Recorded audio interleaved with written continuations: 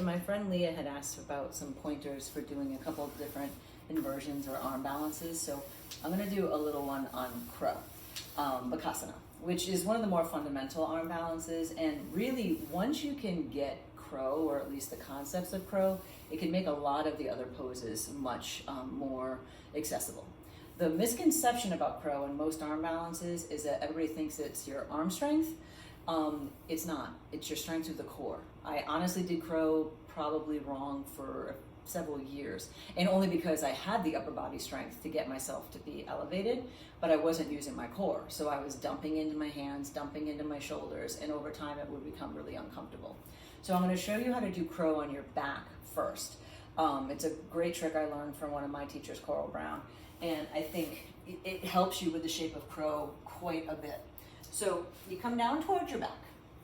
Get my head still in it. You're going to take your knees wide so they're right on the outside of the arms, and you're trying to pull your knees as close to you as possible. Already, you're using your belly.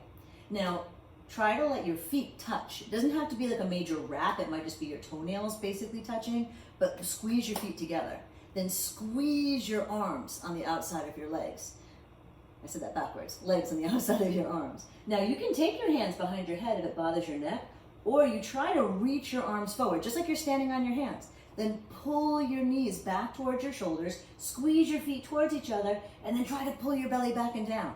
And then for a last little hoo-hoo, pull your feet in towards you. All of this is going to be working through your core, super, super strong. And if you squeeze your legs into your arms, you might even get a little shake in your arms because you're using your legs so much. And you can release it down, unwind it. So now where that becomes relevant when you're doing crow. And there's lots of tricks you can do with blocks and different things. I'll do that another time. I just want you to have the foundation of it. So if you come to this side, and you can always put something in front of your head so you're not afraid of falling, but you know, maybe let the goal be that you don't fall. But take your legs, squeeze them to the outside of your arms, wrap your elbows in. Now your gaze is forward. If you're looking under here, you're probably going to end up with the top of the head on the floor. So looking forward. Think about shifting your weight forward a little bit. Now, if you squeeze your legs on the outside of the arms, you might even just pick up one foot and then put it down. Pick up a foot, put it down. It's going to sound silly, but tap your feet. And even that's crow. You can just get that moment. But what really counts is if you squeeze in and up, pull your feet into your body, squeeze your legs on your arms, looking forward.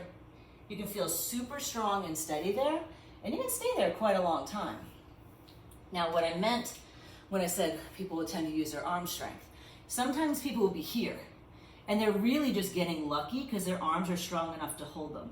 Can you see how I'm kind of collapsing down? What you want to happen, and I'm going to show you the difference of when I bring my legs into it. So here, it's just hanging out. Then if I suck my legs in, push my feet into my body, my feet into each other, push the floor away, looking forward, it's super strong. And chances are pretty good you won't fall on your head. But I can't guarantee anything.